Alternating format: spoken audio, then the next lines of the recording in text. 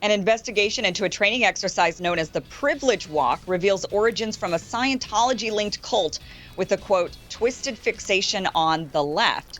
Known as the Power Shuffle, the exercise is now a standard element in the diversity training used in corporate America and parts of the U.S. military. Mainstream critics of the walk say it propagates divisive identity politics by separating each other by race and experience. Associate Professor Christian Parenti was among the first generation of people to do the Privilege Walk, and he joins us now to discuss his investigation. Thank you so much for being with us. Thank you for having me on the show. So, quickly just tell us, let the audience know if they don't know exactly what it is, and then tell us, what you found when you were researching where this actually comes from, this, this widely used diversity kind of training. The Privilege Walk is an exercise where people stand in a line and then take a step forward or backward in response to a question such as, if you're a white male, take one step forward. If you've ever been insulted by a joke about your sexual orientation or ethnicity, take one step backward. And at the end of the exercise, people are arrayed along a continuum of privilege. And out of this ensues discussion about difference, and people are supposed to build unity around their difference. But the critics, myself included, say that it basically ends up dividing people. And it's one of the key tools that has been used to promulgate a kind of corporate woke identity politics.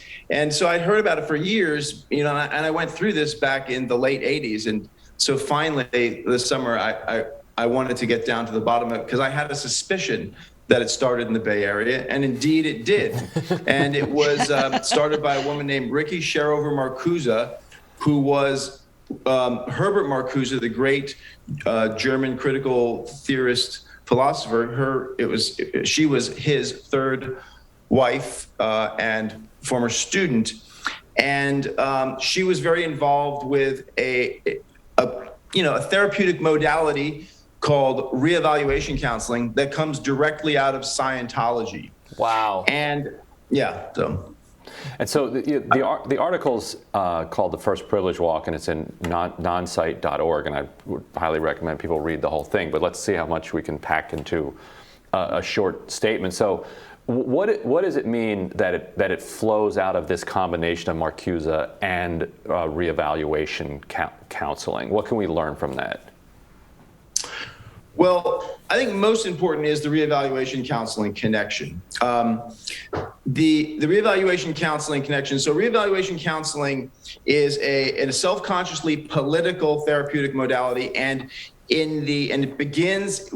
It breaks from Scientology in 1952. Historians have said that the founder of this, Harvey Jackins, basically plagiarizes L. Ron Hubbard. Harvey Jackins was on Scientology's board in the beginning. And unlike Scientology, reevaluation counseling really focuses on the left and is a self-consciously left project. And during the 70s, reevaluation counseling is the work of people in these networks and communities is to go into left-wing organizations and push their therapeutic modality, which is to say to try and turn politics into a highly individualized discussion of psychological harm and healing.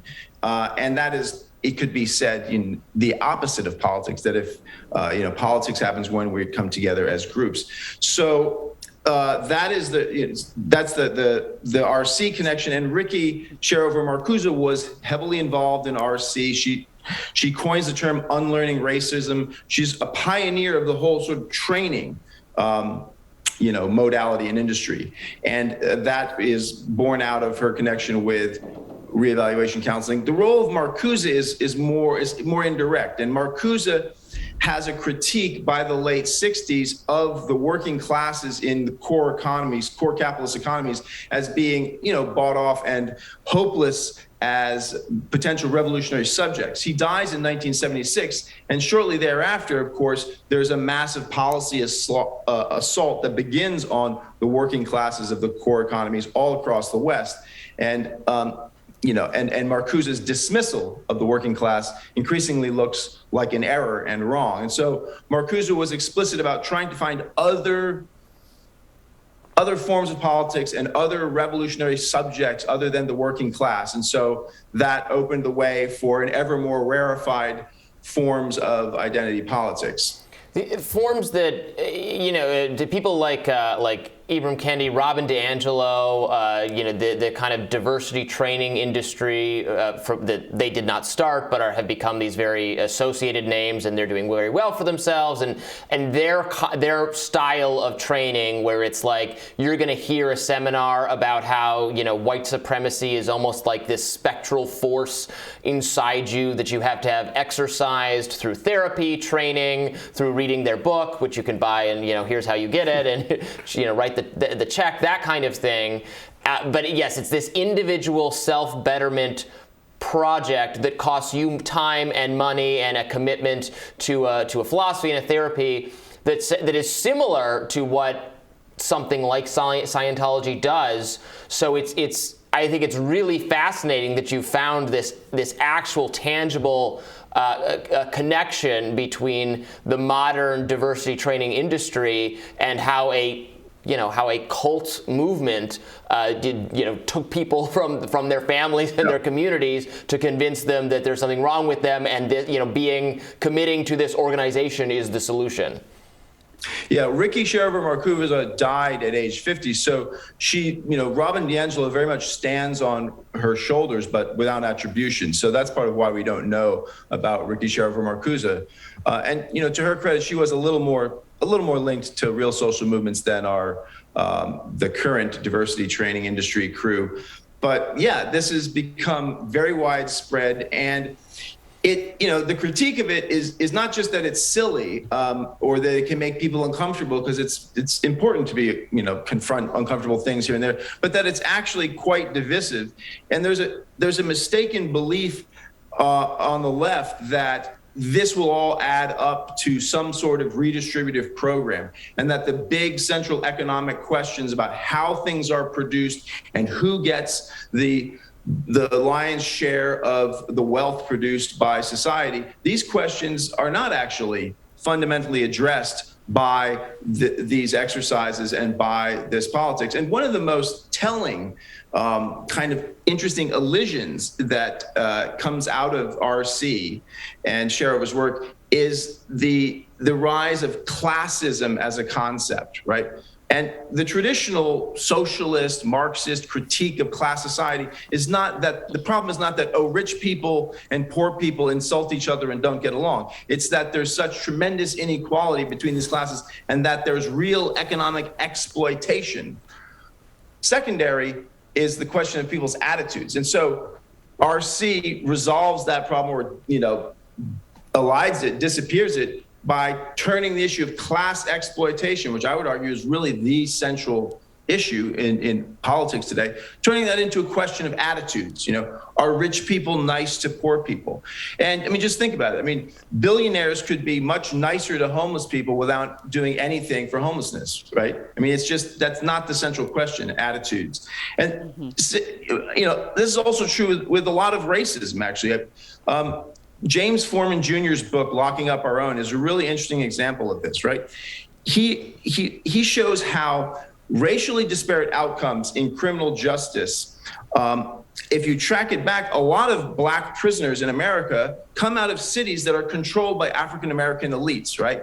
Who, as judges and police officers and prosecutors, make great progress in their careers by beating up on the poor African-American parts of the community, right? And these aren't racist African-American prosecutors and judges doing this, right? But the outcome is part of what helps explain racial disparities in criminal justice in this country. And so then the flawed assumption that comes out of the RC type work is that we can correct this, we can deal with this problem by changing people's attitudes rather than dealing with the larger structures that people, regardless of their attitudes, operate within. Right. It also just seems kind of fundamentally wrong to me that in a workplace, like sexual harassment training, it's telling you how to behave, right? Like, don't do this, don't do that. And it sounds like what you're describing is more of a therapy. It's not just how to be and how to behave in the workplace, but it's how you should feel. And that it seems like, your boss shouldn't be really involved in that, right? Telling you how you should feel about other people or yourself even in these situations. So. And maybe if the track record on all that was better, we would think differently. But the track record of trying to get people to feel differently doesn't seem to impact outcomes that much. And so it's an avoidance of outcomes. But it's also it's the politics of a defeated camp. And I mean, this sets in the 70s in the U.S. left, and it's now pervasive.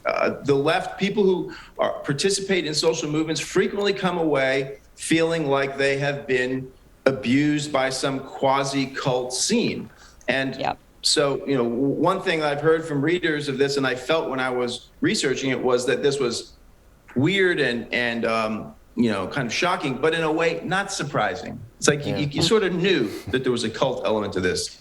So I think I'm not trying to just be mean and beat up on silly things that are going on the left, but I think that it's imperative that the left get beyond this kind of Hobbesian war of all against all, this fixation on emotions, and realize that this is not going to add up to the kinds of politics that can make effective redistributive demands and build broad movements that are diverse to push agendas of redistribution. That this is, the assumption that if we all just work out our internalized oppression, eventually will arrive at some sort of huge mass movement that can deal with these problems. I think that's deeply flawed, and it's part of why the left is in such bad shape these days. Yeah. Well, and Christian, thanks for joining us. That was fascinating. It was still worth reading the story, especially for the aside about how Ricky May actually had been motivated in reaction to her father, who was an actual